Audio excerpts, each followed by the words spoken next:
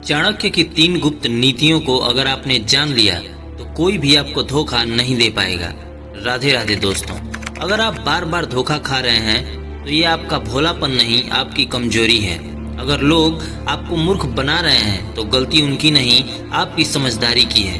दुनिया में जीतता वही है जो सामने वाले के दिमाग को पढ़ सकता है और खेल समझ सकता है। अब सवाल ये है, क्या आपको भी बार बार लोग धोखा दे जाते हैं? क्या आप किसी के इरादों को पहचान नहीं पाते? क्या आपको हमेशा भरोसा तोड़ने वालों से ही सामना करना पड़ता है? अगर हाँ तो संभल जाइए, क्योंकि आज मैं आपको आचार्य चाणक्य की 3 गुप्त नीतियों के बारे में बताने वाला हूँ, जिनसे आप जीवन में कभी धोखा नहीं खाएंगे। ये नीतियाँ 2300 साल पहले लिखी गई थी, लेकिन आज भी इनकी ताकत वैसी की वैसी ही है।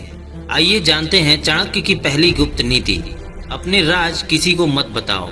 आचार्य चाणक्य कहते हैं, गुप्त बातें जितनी सुरक्षित रहेंगी उतना ही आपकी जीत सुनिश्चित होगी। अगर आपने अपने प्लान, अपनी कमजोरियां या अपनी गुप्त बातें दूसरों को बता दी तो आपने खुद ही अपनी हार तय कर दी। आइए इसे साइंटिफिकली समझते हैं। दोस्त, दुनिया में 90% लोग आपके संघर्ष को नहीं समझेंगे, लेकिन 100% लोग आपकी कमजोरी का फायदा जरूर उठाएंगे। सबसे ज्यादा धोखा उन्हीं को मिलता है जिन पर हम सबसे ज्यादा भरोसा करते हैं। इसका 2 ऐतिहासिक उदाहरण भी है।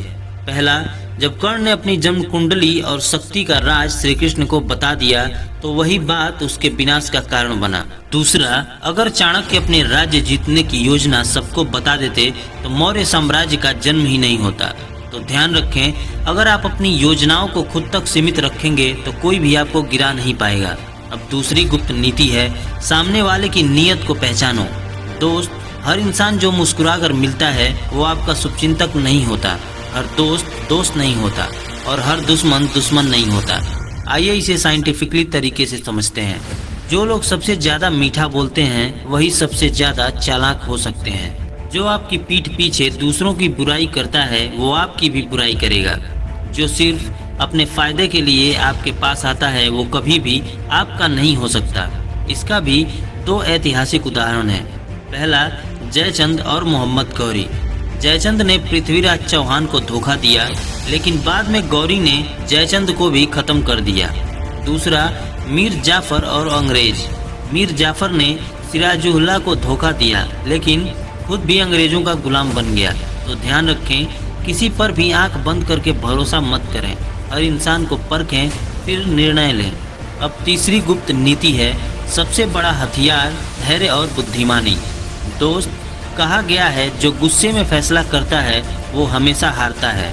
जो धैर्य से सोचे बिना आगे बढ़ता है वो गिरने के लिए तैयार रहे। आइए इसे भी साइंटिफिकली तरीके से समझते हैं। गुस्से में किया गया निर्णय हमेशा गलत साबित होता है। धैर्य और सही समय पर की गई चाल सबसे बड़ी जीत दिला सकती है।